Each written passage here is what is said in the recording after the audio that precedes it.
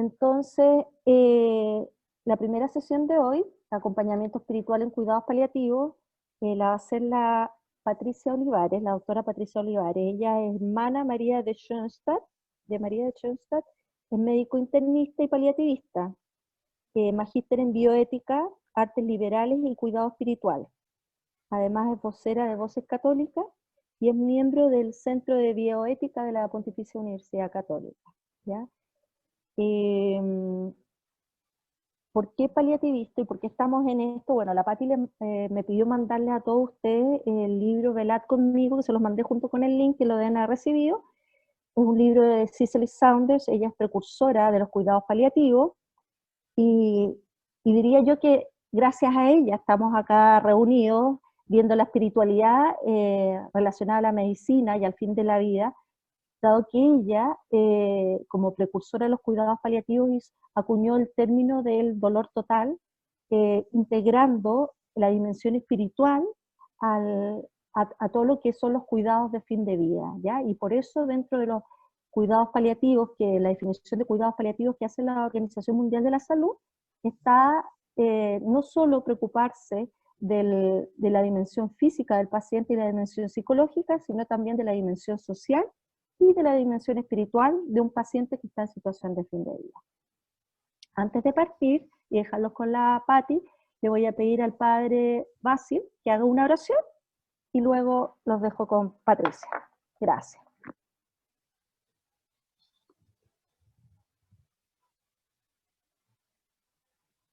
No se escucha. No está escuchando, ahí sí. Sí.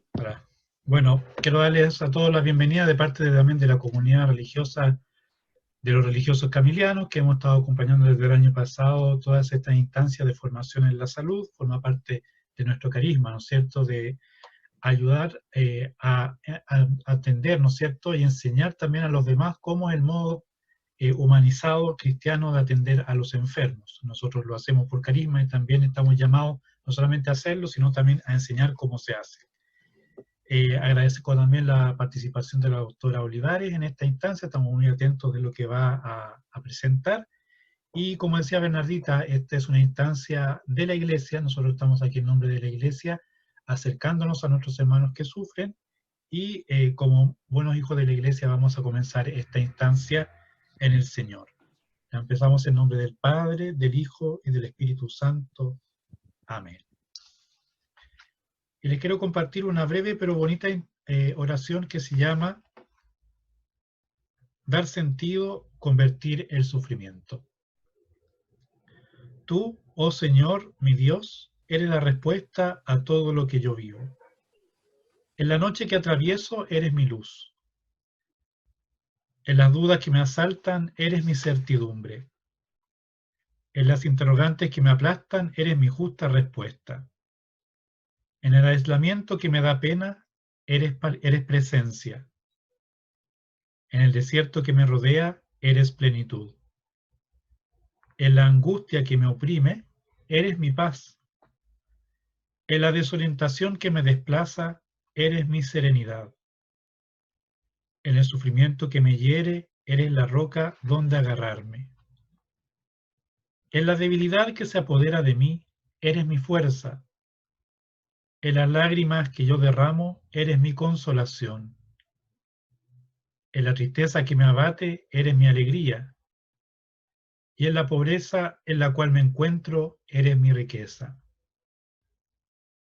Queridos hermanos, les invito a unirnos en esta intención de rogar por todos los hermanos, las personas que están sintiendo tal vez emociones parecidas a las que hemos enunciado en esta oración. Todos aquellos hermanos que se sienten débiles, frágiles, pero a pesar de todo sienten que hay una fuerza que está por sobre ellos y que puede hacer que todo este dolor se transforme también en motivo de salud y de salvación. Deseamos de todo corazón que la paz de Dios, que adelanta cada inteligencia, guarde el corazón de todos nuestros hermanos que sufren, de todas las personas que quieren servirles y atenderles correctamente, y que también todos sus pensamientos e intenciones estén en Cristo Jesús. Amén. Bien. iniciemos entonces con la sesión del día de hoy. Vuelvo a darle la palabra a Bernardita. La verdad que no, es Pati ahora la que va a tomar la palabra, así que ella es nuestra expositora. Patricia, tienes la palabra. Muchas gracias, Padre Basil, muchas gracias también por esa oración. Me hizo recordar también una semana que pasé en el Centro de Humanización de la Salud en Madrid. Así que muchas gracias también por ese inicio. Lo que yo les voy a comentar ahora tiene esto por título, Acompañamiento Espiritual en Cuidados Paliativos. Veamos si pasa. Ahí. Los objetivos son hablar de la espiritualidad en los tiempos actuales. Vamos a hablar también un poco de qué son los cuidados paliativos, no solo lo que nos había dado la Bernardita al inicio de la introducción, sino un poco más, y quiero mostrarles un poco a los voluntarios de la salud cómo miramos un poco desde la medicina los cuidados paliativos. Cómo se integra la espiritualidad en cuidados paliativos como un último punto. Vamos a hacer dos tareas además, una tarea que es de lectura, que si nos resulta por grupos bien, sería estupendo, pero si no, también les voy a pedir que cada uno lea algo del texto que les envió Bernardita en el link, y una segunda tarea que también espero que resulte, vamos a ver si ocurre realmente, con una entrevista grabada solamente en audio de la vida real. ¿Sí? Entonces, partiendo, el tema es complejo, este tema es muy complejo. Espiritualidad y religión en estos momentos da la impresión de que podrían estar un poco en pugna. Vamos a tratar simplemente de hacer unas pequeñas diferencias. Yo, en este sentido, la verdad es que es tan abigarrado que solamente voy a darles pinceladas. Dos diapositivas para que podamos un poco comprender que el tema, la complejidad del tema. Entonces, hablemos un poco de religión, muy brevemente, sobre todo hasta la Edad Media, en todo el mundo cristiano, vamos a decir así. La religión tenía que ver con este verbo en latín religare, que tenía que ver con la relación o el volver a unir con Dios. Era parte en la filosofía de la virtud de la justicia, tenía que ver con dar a Dios lo que le correspondía por justicia justamente, y sobre todo era esta relación con un ser superior. En la Edad Moderna pasan muchas cosas. Una de ellas es que se sigue pensando al principio del siglo XIX que la religión es una creencia en un ser superior, pero a principios del siglo XX, a fines del siglo XIX, esto empieza a cambiar, no solo desde el punto de vista como teórico de las ciencias humanas, sino también en las personas. Esta idea de que pasa del ser superior, mejor no hablemos de ser superior, sino que mejor hablemos de lo sacro, y finalmente termina en esta idea de que es un sistema de creencias y símbolos, que las religiones son eso, ¿ya? Porque en el fondo esta interpretación se hace desde la sociología, que como ustedes probablemente saben también es una disciplina nueva, una disciplina de la etapa moderna, de principios del siglo XX, que en el fondo lo que trata de hacer es explicar sobre todo como el tejido social, pero solamente desde el punto del humano, sin tener que acudir como a lo sobrenatural o a lo trascendente.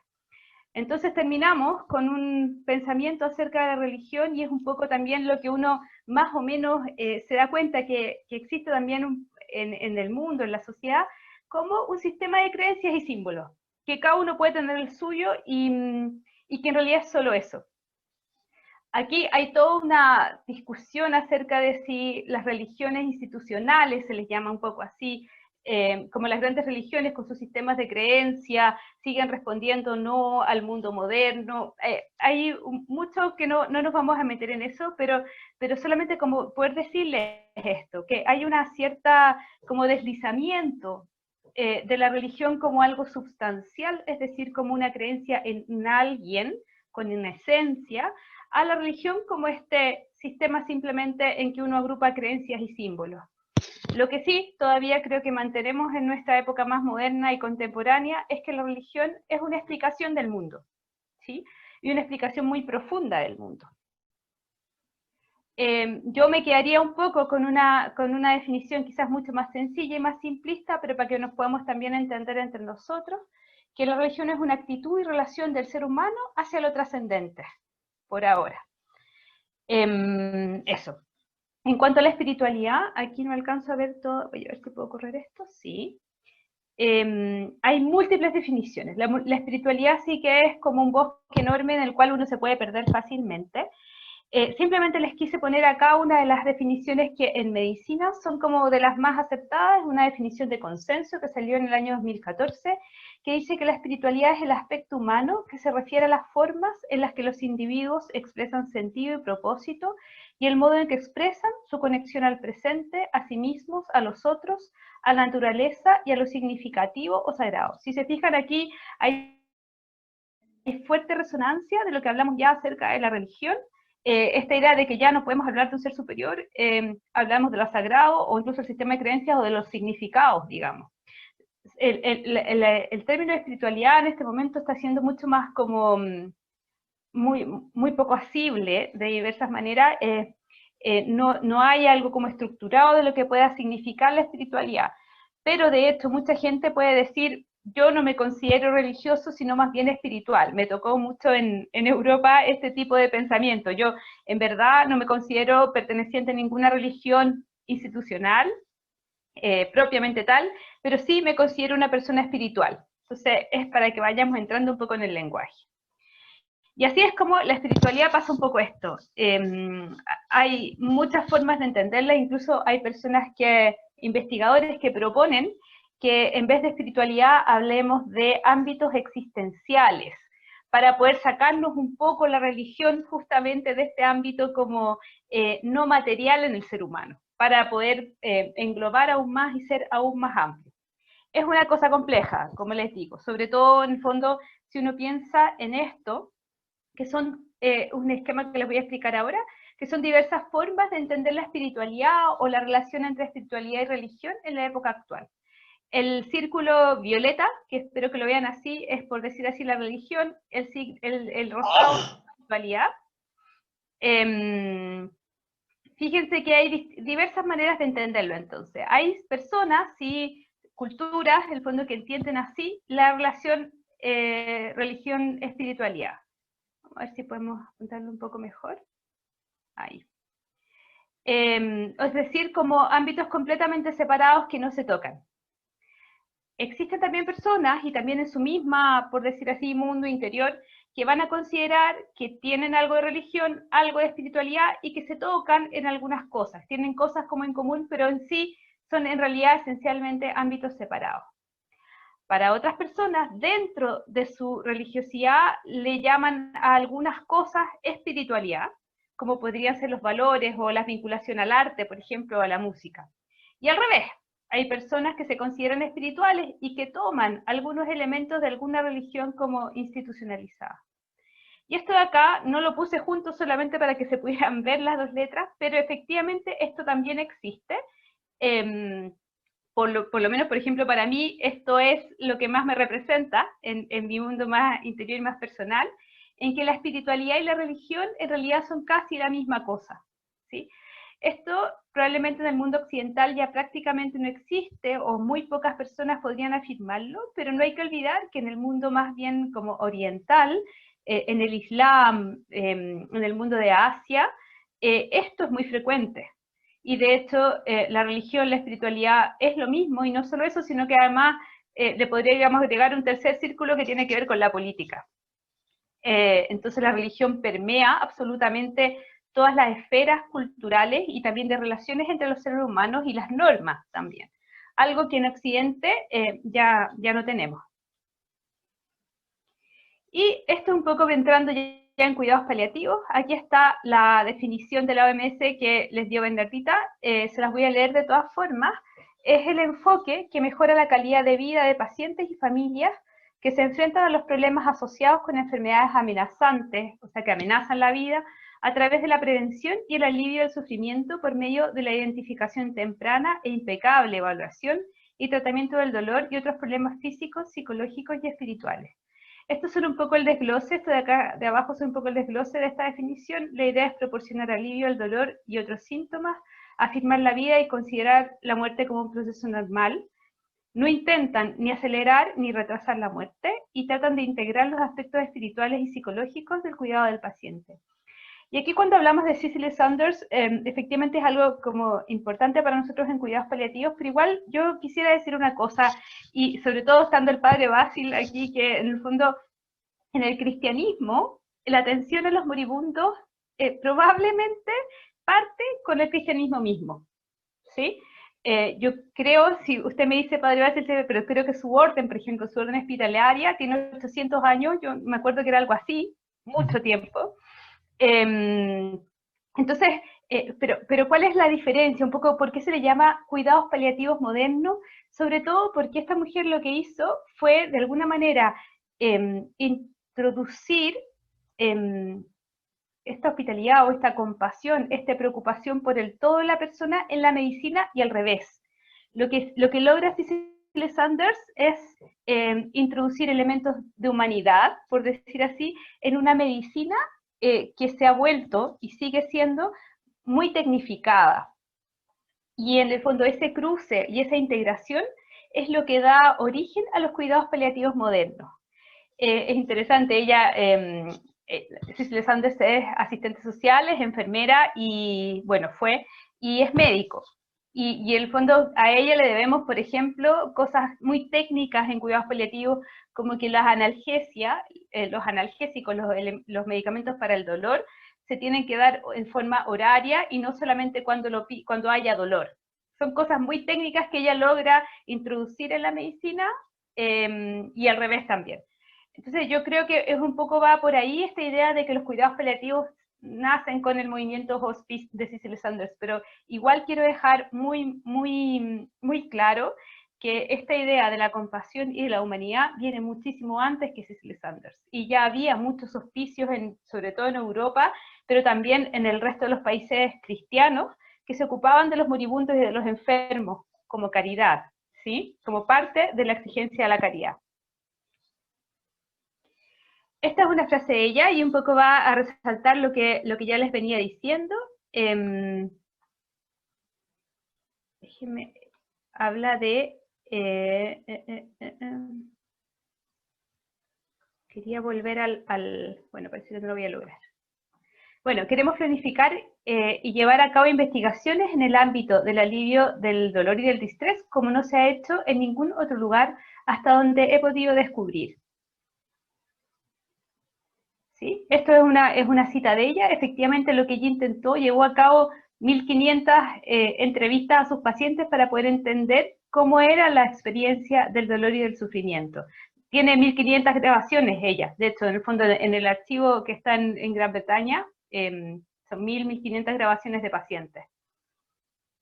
Y aquí está un poco la idea del dolor total, ahí, que también les hablaba Bernardita. Y quise ponerles acá el texto que se considera como el clave para poder hablar de dolor total, desde donde Cicely Saunders como que deduce esta idea del dolor total. Entonces ella dice lo siguiente, es un relato. Una persona me dio más o menos la siguiente respuesta cuando le hice una pregunta sobre su dolor, y en su respuesta saca a relucir las 4 necesidades principales que estamos tratando de atender en esta situación. Ella dijo, bueno, doctora, el dolor comenzó en mi espalda, pero ahora parece que todo en mí está mal.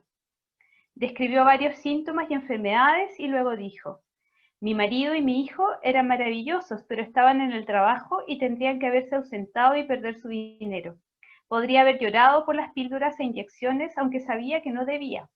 Todo parecía estar en mi contra y nadie parecía entender. Y luego se detuvo antes de decir, pero es maravilloso volver a sentirse segura. Sin más preguntas, había hablado de su angustia mental y física, de sus problemas sociales y de su necesidad espiritual de seguridad. Efectivamente es lo que se logra ver en este relato, y este es el concepto y la frase inicial de la idea del dolor total. Entonces, justamente, esta idea de dolor total implica el darse cuenta, el poder mirar el dolor social, como el que hablaba esta mujer acerca de lo del trabajo de su marido, la preocupación por el dinero. Habla un poco del dolor o de las heridas que podemos tener en la dignidad por la pérdida del control, Una cosa muy, muy, muy importante es la pérdida de roles. Esto les pasa frecuentemente a los hombres que han estado a cargo de su familia, y de la soledad. El dolor espiritual está frecuentemente asociado al miedo a la muerte. La culpa es uno de los elementos más importantes probablemente del dolor espiritual. Los temores religiosos son extremadamente importantes y muchas veces no salen tan fácil en las conversaciones. Y por supuesto los fracasos y frustraciones que uno puede tener a lo largo de su vida. El dolor psicológico, estamos en el ámbito de la depresión, la ansiedad o la angustia. Los procesos de duelo, no solo por la enfermedad que está ahora en este momento afectando al paciente, sino también procesos de duelo previos, a veces no resueltos. Y está el proceso de aceptación de la enfermedad. Y por último, los síntomas físicos, que son probablemente los más preponderantes desde el punto de vista médico, que pueden ser múltiples y realmente muy molestos. El dolor, la disnea es la falta de aire, la sensación de falta de aire.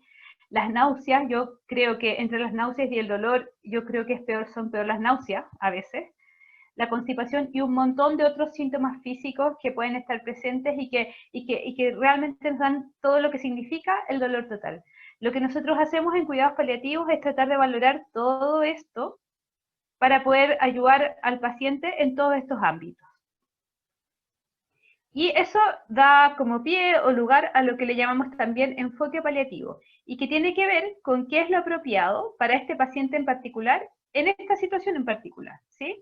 Y en ese sentido, nosotros vamos a definir perspectivas biológicas, lo que probablemente llamaríamos como el pronóstico, pronóstico generalmente de vida, digamos, o sea, cuánto estimamos que va a vivir el paciente que tengo al frente. También el propósito terapéutico y los beneficios de cada tratamiento. O sea, en cuidados paliativos vamos a decir, a ver, si le doy este medicamento, los efectos secundarios pueden ser estos, entonces vamos pesando una cosa y otra, los efectos adversos del tratamiento. Y una cosa muy, muy importante en cuidados paliativos, que probablemente sea una de las cosas que están más en el centro, es la necesidad de no prescribir una prolongación de la muerte y también del dolor, digamos. Es decir, que no sé si han escuchado la palabra, que no nos encarnicemos con los pacientes, ¿sí? Como siguiendo adelante y aumentando el dolor y el sufrimiento. Y entonces la medicina paliativa de alguna manera se inicia en el punto exacto donde la medicina, la llamaríamos tradicional, dice, ya no podemos hacer nada más. Aquí la medicina paliativa dice, todavía tenemos muchísimo que hacer. Ya vieron lo que era esta idea del dolor total, donde tenemos muchísimo que hacer y a veces muy poco tiempo. De hecho, en cuidados paliativos nosotros hablamos de urgencias en cuidados paliativos. La idea de dolor total funciona como una especie de ventana hacia un campo que para la medicina tradicional era completamente inexplorado, que habla de las ilusiones, de los sueños, de los anhelos profundos, también del amor y de las expectativas de los pacientes, y eso es lo que tratamos de integrar en el manejo como más médico y en el tratamiento. Pero es un campo, y esto es muy, muy importante, en el cual debemos renunciar a controlarlo todo. Esto para los médicos nos cuesta enormemente, cuesta muchísimo en la renuncia al control. Y justamente por eso les traigo esta frase de Cicely Saunders aquí, que habla justamente de rendir el control. Y ella dice, y esto yo creo que también vale también para los voluntarios en salud, porque a veces nos vamos a sentir también extremadamente impotentes, o que no hacemos nada al lado de la cama del enfermo. Dice, no importa cuánto aliviamos el dolor y la necesidad, una y otra vez habrá situaciones en las que tendremos que hacer una pausa y darnos cuenta de que estamos realmente indefensos. Sería malo que olvidáramos eso. Sería un error que alguien hiciera esto y se diera a la ilusión de que tenemos éxito en todas las situaciones. Y esto es una frase, de fondo también, que tiene que ver, y quiero dejarlos un poco, cuando hablamos de cuidados paliativos, dejarlos, sobre todo los voluntarios, con esta idea de lo que ocurre en el paciente con la incertidumbre ante los pronósticos y los diagnósticos, porque tengo la impresión que cuando uno no está en el pellejo del otro, cuesta mucho más entender cuánto puede llegar a costar el proceso de aceptación de la enfermedad. Esto es un texto de Paul Kalanithi, que es un neurocirujano que falleció hace un par de años de cáncer también. Y este es un relato de él. Él dice lo siguiente, cuando supo su diagnóstico de cáncer. El camino a seguir habría sido evidente si yo hubiera sabido cuántos meses o años me quedaban, pero no lo sabía. Si me dijeran 3 meses, pensaba, los pasaría con mi familia. Si me dijeran 1 año, escribiría un libro. Si me dieran 10 años, volvería a ejercer la medicina. La verdad de que se vive solo el presente, o sea, un día cada vez, no me ayudaba. ¿Qué se suponía que debía hacer con ese día?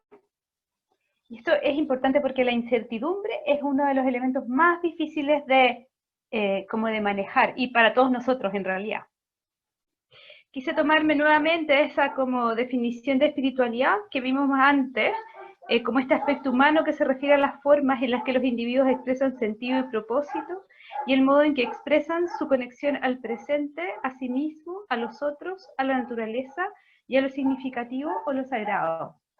En este sentido, quiero también mostrarles esto, que en el fondo, ¿qué pasa con el ser humano? Tenemos un núcleo interior que es un absoluto misterio para nosotros, en el cual, tal como decía San Agustín, se encuentra en último término el trono de Dios, y por eso nos acercamos con reverencia y con respeto, y también con esa humildad de no saber muchas veces qué hacer o cómo tomar todo esto. Importante nuevamente decir, tenemos que rendir el control porque no podemos controlar al otro.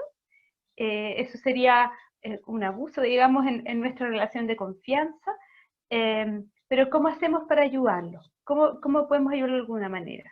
Y un poco tomando esta definición y también otros temas, lo que podríamos decir es que también en esta interioridad y en este núcleo interior en el ser humano, una de las cosas quizás más relevantes tiene que ver con sus relaciones, ¿sí?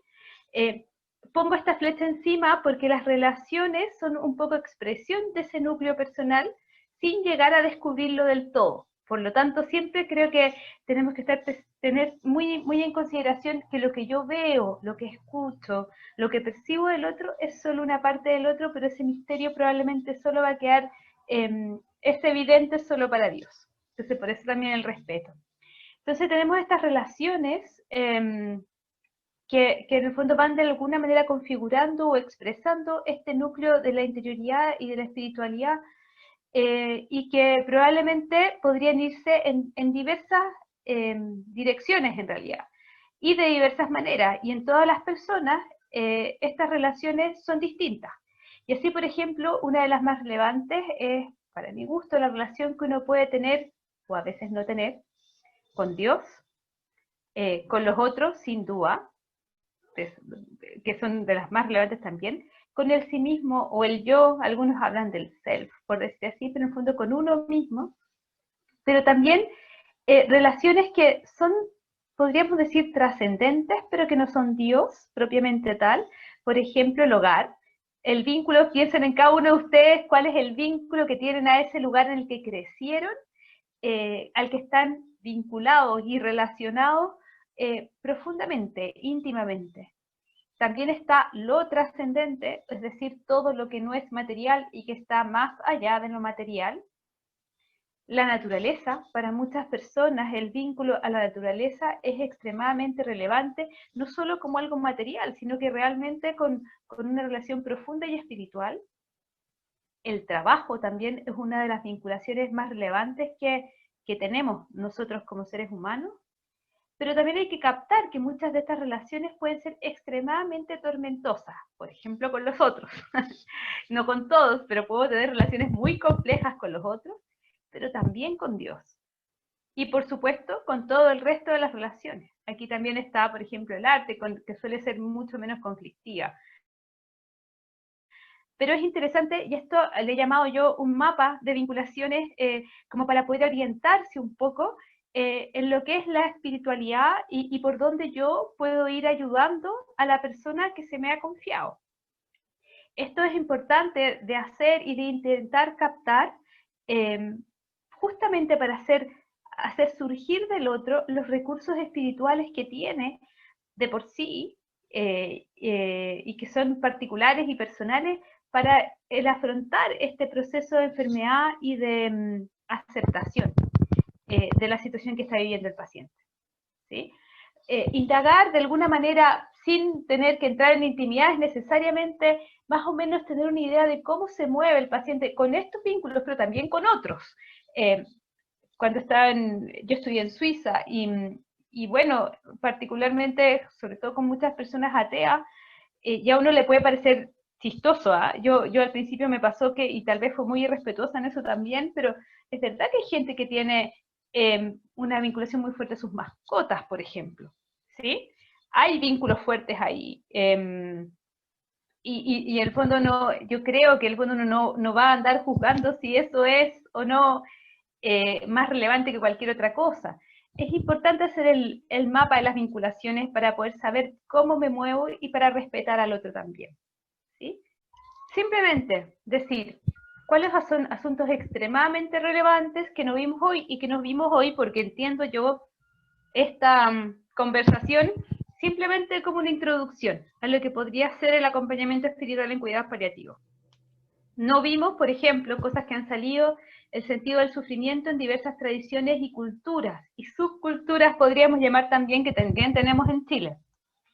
La comprensión de la muerte desde diversas perspectivas y también de diversas culturas. Una mujer hace un tiempo atrás también, por ejemplo, me decía, ella era católica, pero claro, cuando llega ese momento de que me voy a morir, sale, por ejemplo, el tema de que ella cree en la reencarnación, ¿sí?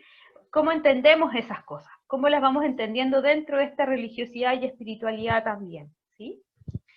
También no hemos hablado, solamente hemos tocado este tema como muy amplio de las vinculaciones, pero de algunas herramientas y elementos que se repiten en el ámbito de la espiritualidad al final de la vida. Por ejemplo, hay sueños recurrentes, sueños muy vívidos, por ejemplo, las últimas 2 o 3 semanas de vida, que están bastante estudiados, que ocurren, y cómo uno también puede un poco tomar de eso para poder ayudar al paciente a reconocer sus propios recursos. El significado de algo que le llamamos delirium en medicina, que es típicamente cuando, no sé si también les ha pasado a las que tienen más experiencia, que en pacientes quizás más adultos mayores, o a veces no tan adultos mayores, como que se pierden dentro del hospital y ven cosas o experimentan sensaciones. Hay un significado también en esas experiencias. Y por supuesto también hay personas, hay libros escritos, y si les suena también Elizabeth Kubler-Ross, incluso tiene un libro acerca de experiencias como después de la vida, ¿sí? Personas que han estado clínicamente muertas, por decir así, que dicen haber visto algo o sensaciones, esas cosas también pueden ocurrir, y muchas veces los pacientes no las cuentan por temor al ridículo, por vergüenza, porque no me va a creer, porque se van a reír de mí. Y una cosa también que es extremadamente importante, y tengo que decirla, que tiene que ver con la ética al final de la vida, con todo el tema acerca de la eutanasia. Yo hace un mes atrás, un paciente me decía, por favor, deme una inyección letal porque no soporto más esto. Y esto también nos puede pasar en la conversación, y probablemente también a algunos les tiene que haber pasado. Lo que es el suicidio asistido y la adecuación del esfuerzo terapéutico, que son temas relevantes que también es importante que a veces uno tenga alguna noción. Y solamente terminar ahí, pues muchas gracias. Esta es la tumba de Paul Kalanithi, este neurocirujano del cual tenemos esa frase que les puse en la presentación, y esta es su esposa y su hijo, ¿sí? Muchas gracias a todos. No sé si ahora o preguntas o ya tenemos que cerrar. Ahí les dejo a ustedes, a los organizadores, la palabra. Gracias, Patti, gracias por tu presentación. ¿Tienen consulta? Los que tienen que retirarse se pueden retirar libremente. ¿Hay consultas o comentarios? Sí, ya te hacer una pregunta. Sí, quería hacer una consulta precisamente un poco en relación a lo último que dijiste, y en función de cómo una persona terminal o de la vida, cómo vive el tiempo, porque me da la impresión de que como por las narraciones de algunos, como que vivieran fuera del tiempo-espacio, o como que vivieran en un tiempo distinto al cronológico que nosotros tenemos. ¿Qué experiencia tienes tú de eso? ¿Cómo se ve? Efectivamente es así, ¿eh? O sea, existe además por ejemplo, hay una herramienta que sirve un poco para poder mirar eso, acerca de cómo ven el tiempo que les queda por delante, ¿sí? La experiencia que tengo con el trabajo con ellos y que además es muy útil poder hacerlo, los ayuda mucho a captar, porque muchos de ellos además quieren organizar ese tiempo, que discurre distinto.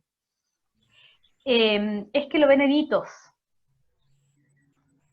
Es muy útil y muy interesante cómo van describiendo el tiempo que queda o el tiempo que tienen por delante en hitos.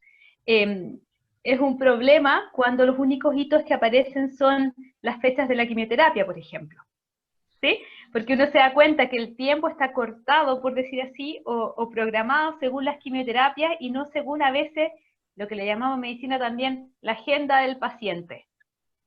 Ahí hay todo un trabajo que hacer muchas veces de cómo ir poniendo el tiempo en su lugar adecuado y con los hitos más relevantes, pero sobre todo diría yo, lo cuentan como en hitos, en situaciones importantes que tienen que ir viviendo hacia adelante. Pero efectivamente es así, ¿eh? Es impresionante. Ya no se rigen de la misma manera. Sí. ¿Alguien más? ¿Alguna pregunta?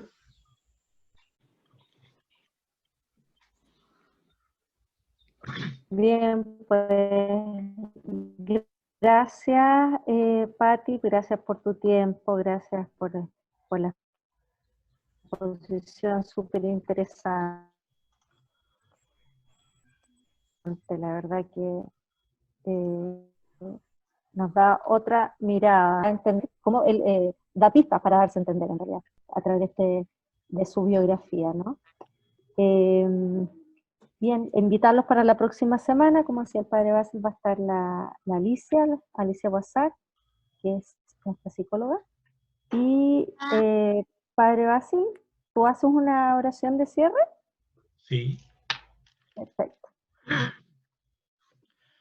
Bueno, vamos a encomendar este curso que hemos iniciado con mucha alegría, ¿no es cierto?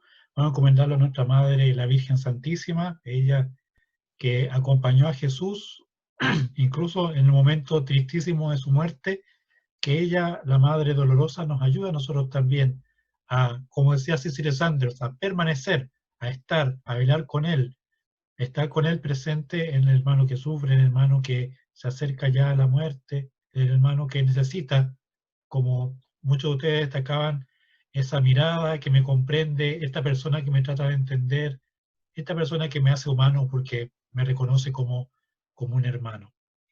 A ella le decimos, Dios te salve María, llena eres de gracia, el Señor es contigo. Bendita eres entre todas las mujeres, y bendito es el fruto de tu vientre, Jesús. Santa María, Madre de Dios, ruega por nosotros pecadores, ahora y en la hora de nuestra muerte. Amén. Muchísimas gracias nuevamente. Voy a rezar también por el éxito y los frutos de este curso. Muchas gracias a todos. Gracias. Muchas gracias, Patti.